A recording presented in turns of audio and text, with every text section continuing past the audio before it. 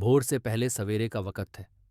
गंगा स्नान के प्रेमी अकेले और दुकेले चार चार छछ के गुच्छों में गंगा तट से लौटकर दशाश्वमेध के तरकारी वालों और मेवा फरोशों से उलझ रहे हैं, मोल तोल कर रहे हैं। दुकानें सब दुल्हनों की तरह सजी बजी खड़ी हैं। कहीं चाय वाला चाय के शौकीनों को गाढ़े कत्थई रंग की चाय पिला रहा है, कहीं पान वाला चांदी का वर्क का लगा बीड़ा और खुशबूदार जर्दा किसी ग्राहक को पकड़ा रहा है। एक जगह बंगला अखबारों वाला युगांतर और आनंद बाजार की हाँक लगा रहा है। सबके चेहरे पर, सबके कपड़ों में, सबकी बोली में अजब एक ताजगी है। सुनहली धूप फैल गई है, जो इस बसंती मौसम में एक खास रंग भर रही है, जो कि तंदुरुस्ती का रंग है, जिसके C&A का अंग्रेजी दवाखाना और ढेरों आयुर्वेद औषधालय इस समय इंदुभूषण को अच्छे नहीं मालूम पड़ते। लेकिन थोड़ा ही थमकर विचार करने पर इंदुभूषण को यह समझते देर नहीं लगती कि इस वक्त फिजा की जो रंगत उसे दिखाई दे रही है, वह हर वक्त नहीं रहती। वह तो घंटे 2 घंटे की बहार है, और उसके बाद तो फिर जहाँ जिंदगी की ओर सभी खटर पटर है, वहाँ हारी बीमारी भी है ही। इंदुभूषण को बगल से एक आवाज़ सुनाई दी, कहिए महाशय जी। इंदुभूषण को इसका जरा भी गुमान नहीं था कि यह वाक्य उसी पर फेंका गया है। लिहाजा वह अपने विचारों के प्रवाह में अपनी उसी धीमी चाल से आगे घाट की ओर बढ़ता रहा।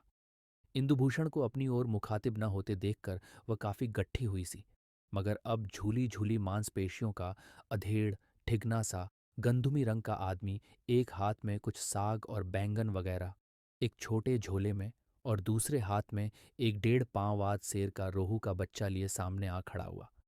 बोलिए ना, कैसा है आप? हम आपको आवाज दिया, आप सुना नहीं। इंदुभूषण ने उसे पहचाना नहीं।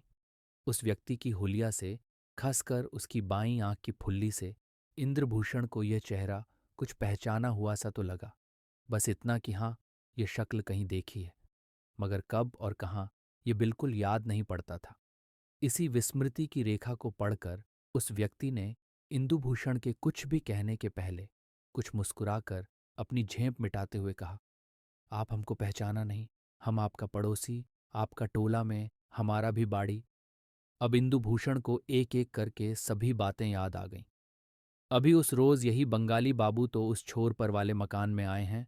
अभी 7 दिन भी तो हुए न होंगे। ये और इनकी 3 लड़कियां। याद आ गया बंगाली बाबू। जरा देर लगी, माफ कीजिएगा, पहले कभी भेंट नहीं हुई थी इसी से। कहिए, घर में अच्छी तरह जम तो गए आप? घर अच्छा है ना? बाहर से तो अच्छा लगता है।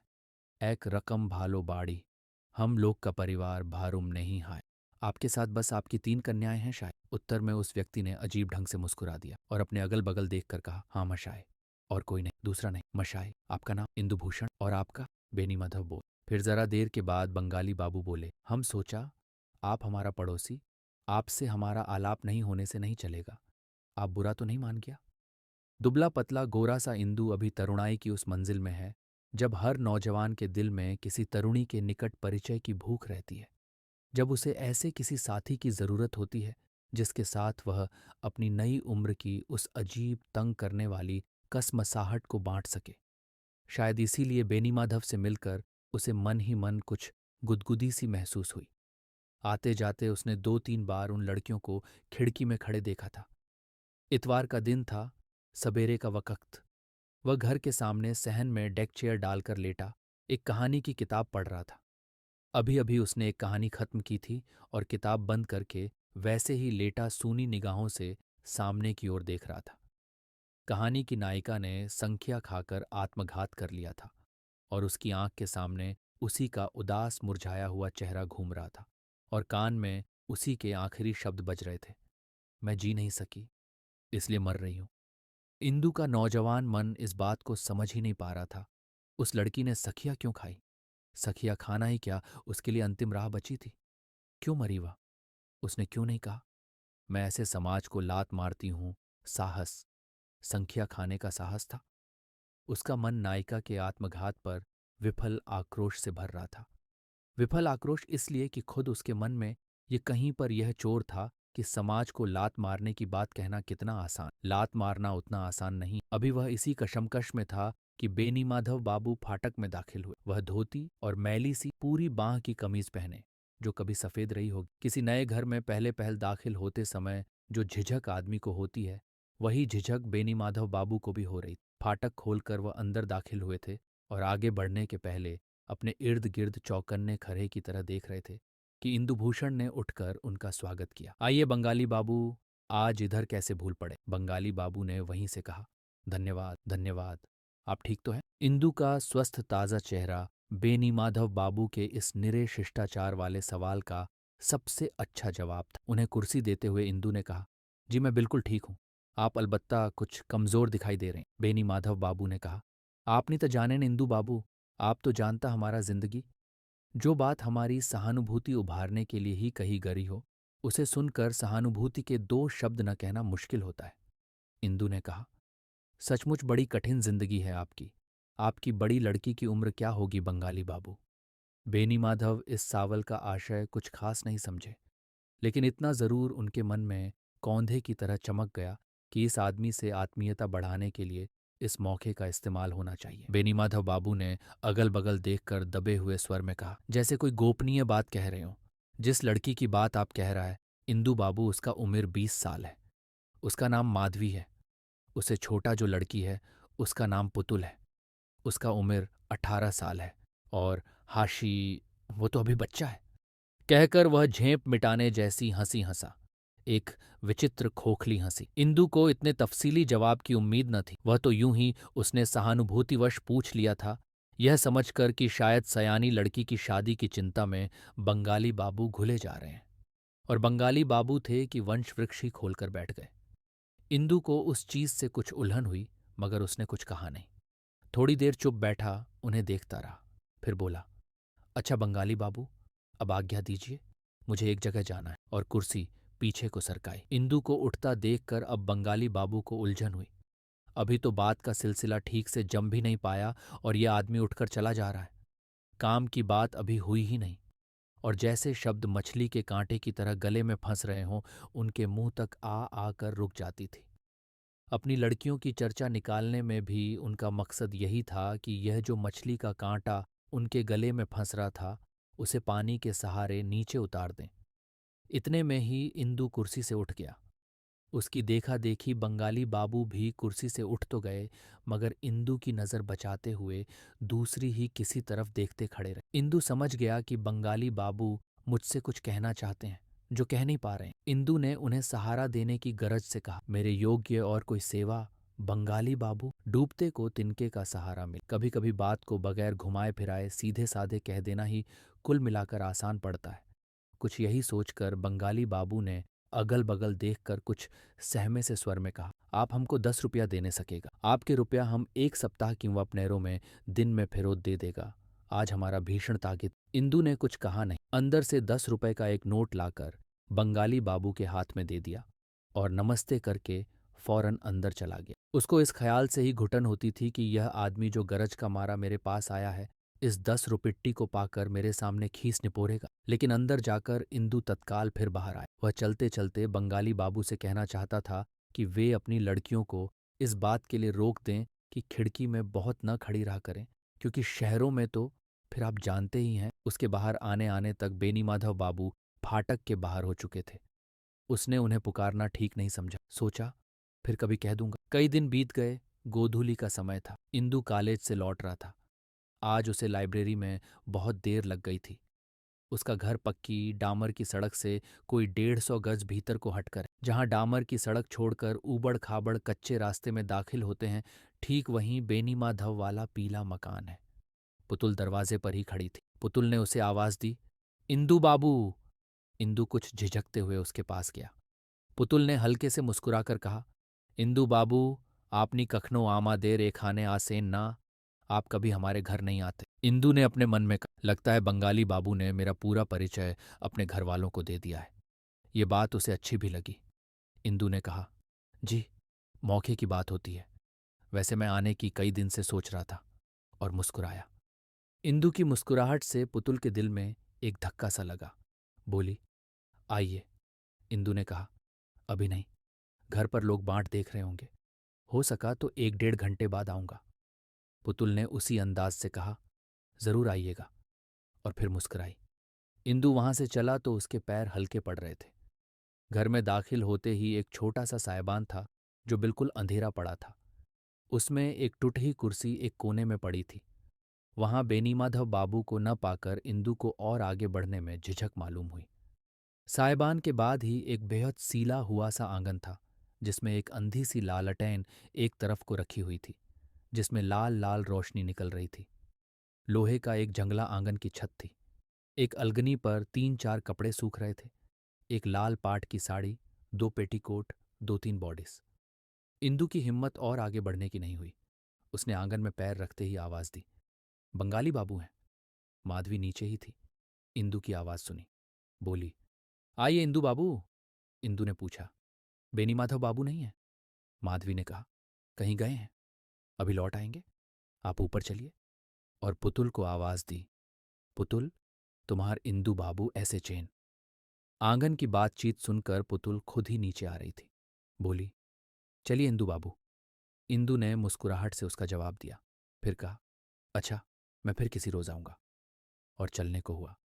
लेकिन पुतुल ने आगे बढ़कर उसका हाथ पकड़ ली और उसे अपनी तरफ खींचते हुए बोली, आप ऊपर चलिए ना इंदु बाबू, बाबा आते होंगे।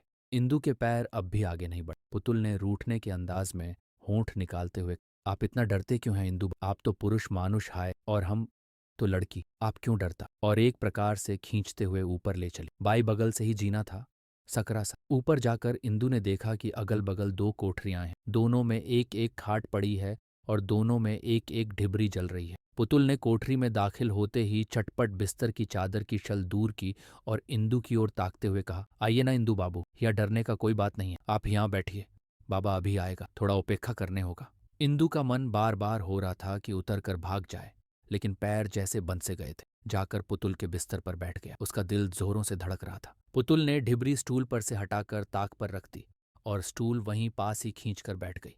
1-1.5 मिनट तक पूर्ण निस्तब्धता रही। फिर उसे भंग किया पुतुल ने, इंदु बाबू, आप बहुत बुरे हैं, और मुस्कुराई। इंदु का दिल जोर से धड़कने लगा।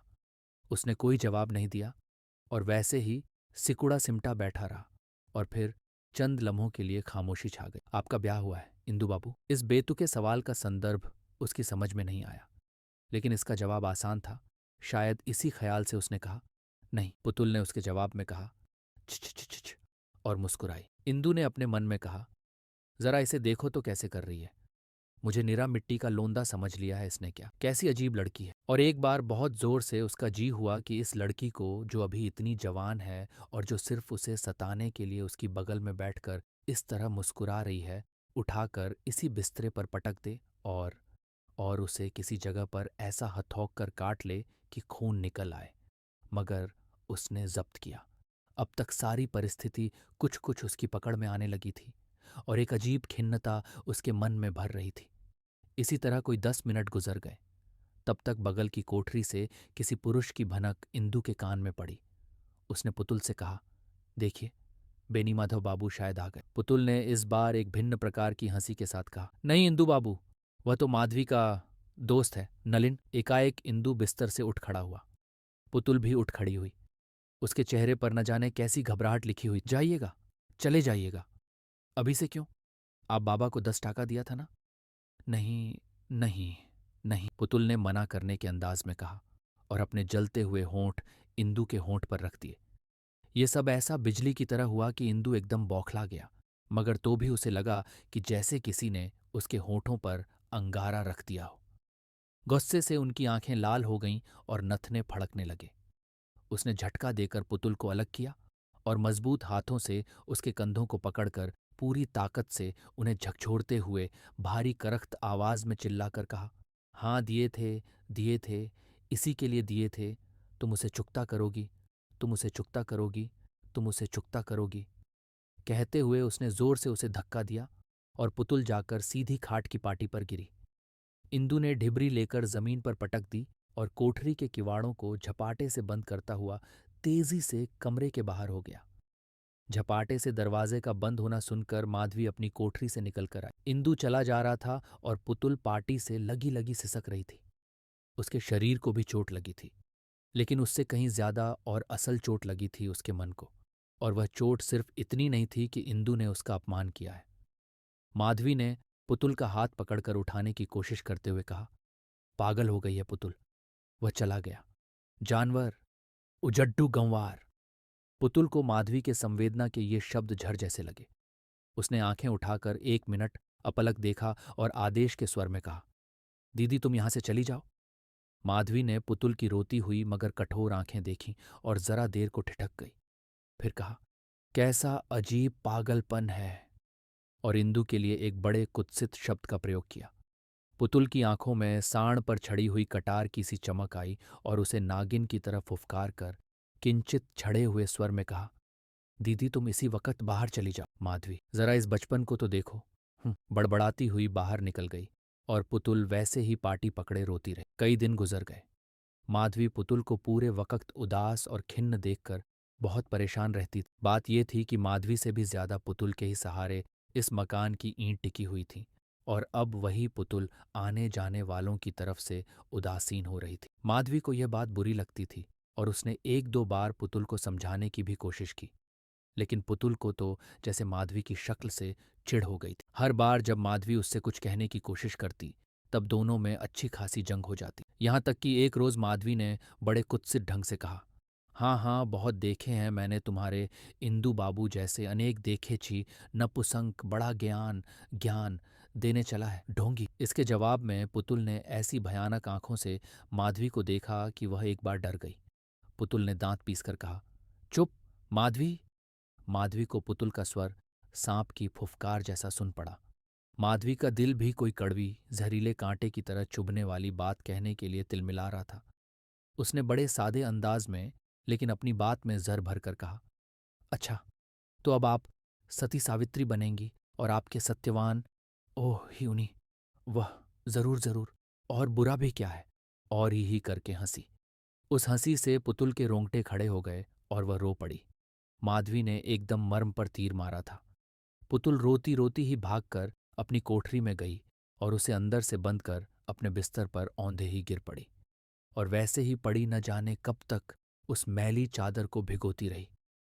माधवी ने विद्रूप से जिस उन्हीं शब्द का प्रयोग इंदु बाबू के लिए किया था, वही उन्हीं असंख्य आकाश जुगनुओं की तरह उसके मन के आकाश में उड़ रहा था, जल रहा था और बुझ रहा था, और मन को अच्छा लग रहा था, पर उससे रोशनी बिल्कुल नहीं हो रही थी, उतनी भी नहीं जितनी कि ताक में रखी हुई शीशे वाली ढिबरी से, जिसे इंदु ने पटक कर फोड़ दिया था और जिसे सबेरा होते ही माधवी ने फिर मंगाकर रख दिया था। निराशा की उस काली घटा में जब जुगनू चमकते थे तो जूही के फूलों की तरह सुंदर दिख पड़ते थे, लेकिन फिर अंधेरा और भी घना हो जाता था। पुतुल ने उठकर डिबरी को भी बुझा दिया और फिर पड़ रही। वह जितना ही इसके बारे में सोचती थी उतना ही उसे अपनी जिंदगी एक दलदल के मानिंद नजर आती थी। सन 43 के उस बड़े अकाल के बाद उसके माँ बाप दोनों नहीं रहे थे, और रिश्ते के इन मामा ने आगे आकर उसकी सरपरस्ती इख्तियार की थी। तभी से वह दलदल शुरू हुआ था और इस 2.5 साल में लगातार गहराई होता गया था। और अब क्या, अब कुछ नहीं हो सकता। और अनजान में ही एक सर्द आह उसके मुंह से निकल गई। मेरे जोर लगाने से क्या होगा? मैं जोर लगा भी सकूंगी, कहाँ है मेरे पास जोर? नहीं नहीं नहीं, कुछ नहीं है। ये घर ही भुता है, खून चूस लेता है। मेरा कुछ नहीं हो सकता। मुझ में अब कुछ नहीं रहा।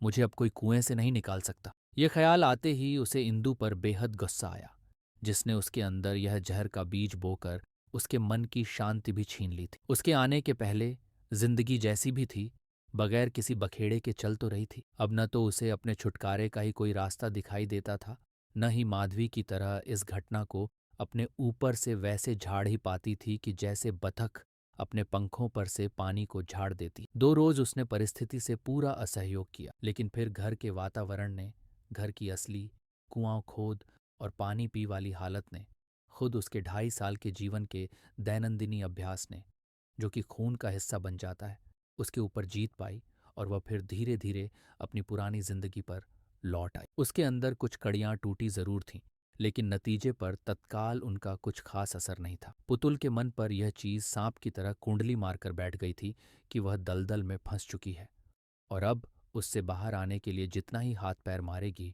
उतना ही उसके भीतर और समा जाएगी। जाहिरा वह माधवी से पूरे पेचोताब से लड़ रही थी, लेकिन असलियत में वह अंदर ही अंदर उसके आगे हथियार डालती जा रही थी। पुतुल के पास से लौटकर उस रात इंदु को भी बड़ी देर तक नींद नहीं आई। रह रहकर उसे पेट में दर्द मालूम हो रहा था। एक अजीब तकलीफ थी जिसमें गुस्सा और पछतावा दोनों मिला हुआ था। उस वक़्त उसे बेपनाह गुस्सा आ गया था सही, लेकिन अब तो ज्वार उतर गया था और अब उसे ख़याल सता रहा था कि मुझे लड़की के साथ ऐसा क्रूर नहीं होना चाहिए था। तुम्हें क्या मालूम कि कौन आदमी किस मजबूरी का शिकार है। बड़े पारसा बनने चले हो, सबको अच्छा खाने को मिले और अच्छी तरह रहने को मिले और मन मुवाफिक कपड़े पहनने को मिले तो सब ऐसे ही पारसा हो सकते हैं। मगर इसके बाद भी शरीर बेचना उसके नज़दीक एक ऐसा गंदा काम था कि इसके लिए वह पुतुल को या माधवी को या बंगाली बाबू को माफ़ नहीं कर सकता था। और वह बड़ी कोशिश करने पर भी कोई 2 बजे तक नहीं सो पाया। उसके मन ने जो एक मूर्ति अपनी गढ़नी शुरू ही की थी, उसे हकीकत के पहले ही बेदर्द हथौड़े ने तोड़कर जमीन पर उसके पैरों के पास डाल दिया था। एक हल्की सी गुदगुदी जो थी, उसे किसी ने चाकू मार दिया था। एक कली जो सिर्फ कली थी, जिसमें अभी गंध न थी, उसे किसी ने छुटकी में लेकर मसल दिया था। इंदु को रह रहकर लगता कि उसे सांस लेने में तकलीफ हो रही है। उस दिन से इंदु ने उधर से निकलना ही छोड़ दिया। उसने अब अपना एक दूसरा ही रास्ता बना लिया था, जो कुछ लंबा जरूर पड़ता था, लेकिन इंदु को पसंद था। अगर और किसी कारण से नहीं तो सिर्फ इसलिए कि उस पर बंगाली बाबू का घर नहीं पड़ता था और इस बात का डर नहीं था कि पुतुल सामने पड़ जाएगी या पुकार लेगी या बेनी माधव बाबू भटकते हुए सामने आकर खड़े हो जाएंगे और बड़ी सादगी से बोल पड़ेंगे, "शे दिन आप आया था, हम बाड़ी में नहीं था।" धीरे धीरे उस रात वाली घटना को महीने भर से ऊपर हो गया और इस बीच इंदु के दिल का घाव भी अब वैसा हरा न रहा और क्षोभ तो बिल्कुल ही मिट गया। उन लोगों के लिए इंदु के मन में अब केवल करुणा थी, लेकिन फिर उनके सामने जाने का साहस उसके अंदर न था। रात के 8 बजे होंगे। वह अपने कमरे में बैठा पढ़ रहा था। किसी ने दरवाजे पर हल्के से जैसे डरते डरते दस्तक दी। इंदु ने दरवाज़ा खोला। पुतुल सामने खड़ी थी। "पुतुल!" इंदु ठिठक गया। वह पुतुल की निगाहों से अपने आप को ऐसे बचा रहा था जैसे कोई अपने किसी जख्म को रगड़ लगने से बचाए। पुतुल ने मुस्कुराकर कहा, "नमस्कार इंदु बाबू।" इंदु ने उसके नमस्कार का उत्तर देते हुए देखा कि आज पुतुल की मुस्कुराहट में एक नया ही, कुछ कातर सा भाव है। विद्रूप की तो बात ही अलग है, उसमें चपलता भी नहीं है। पुतुल ने कहा, "इंदु बाबू, मैं आपसे माफ़ी मांगने आई हूँ।" इंदु ने कहा, "माफ़ी? मुझसे? किस बात की?" पुतुल ने कुछ कांपते हुए स्वर में कहा, "नहीं इंदु बाबू, ऐसा ना कहिए, मैंने खूब सोचा है। आपने ठीक किया था।" इंदु ने कहा, "उस बात को मत छेड़ो, मैं स्वयं।" पुतुल ने बात काटते हुए कहा, "कैसे नहीं इंदु बाबू, मैं कैसे भूल जाऊं?" फिर 3-4 मिनट तक कोई कुछ नहीं बोला। वह पुतुल ने ही उस मौन को तोड़ा। "आप मुझे एक भीख देंगे इंदु बाबू?" इंदु की समझ में कुछ नहीं आया। वह एक ओर को नजर फेरे चुपचाप बैठा रहा। अपनी जगह पर उसे डर भी लग रहा था कि घर वाले अगर कहीं देख लेंगे तो क्या कहेंगे। तभी उसके कान में पुतुल के शब्द पड़े, "आप मेरी हाशी को बचा लीजिए, मेरी हाशी को बचा लीजिए इंदु बाबू। आप ही उसे बचा सकते हैं। वह अभी बच्ची है, अभी उस पर पाप की छाया नहीं पड़ी है।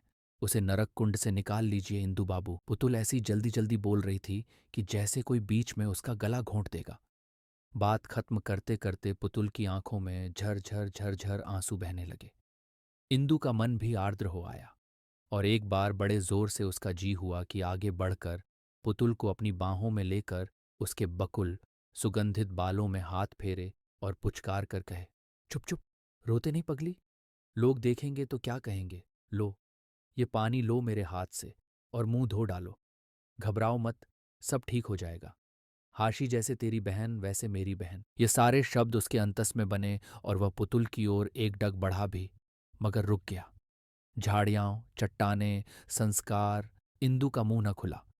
उस क्षण पुतुल का रोम रोम सहारा मांग रहा था, मगर हाय वह सहारा न आया न आया न आया। उन 2-4 क्षणों में पंचांग ने न जाने कितनी शताब्दियां पलट डालीं और आखिरकार पुतुल रोते रोते ही दरवाजे की ओर मुड़ी और बुझती हुई दीप शिखा की तरह भभक कर बोली, "जाने दीजिए इंदु बाबू, भूल जाइए कि मैं कभी आई थी।" इंदु सिर झुकाए खड़ा रहा और पुतुल जिस अंधेरे से आई थी फिर उसी अंधेरे में लौट गई। इन 10 बरसों में मेरी जिंदगी ने अनेक उतार चढ़ाव देखे हैं, मगर आज भी पुतुल मेरे दिल में रह रहकर चिलक उठती है, क्योंकि आज आपको बतलाता हूँ वह कमज़ोर नपुंसक इंदु मैं ही हूँ